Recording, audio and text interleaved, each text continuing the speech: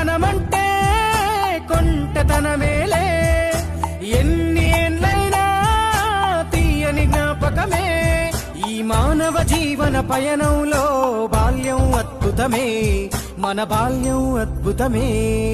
వీరి వీరి గుమ్మడి పండు వీరి పేరేమి, తాగుడు మూతలు దండాకోర్ వీరి పేరేమి.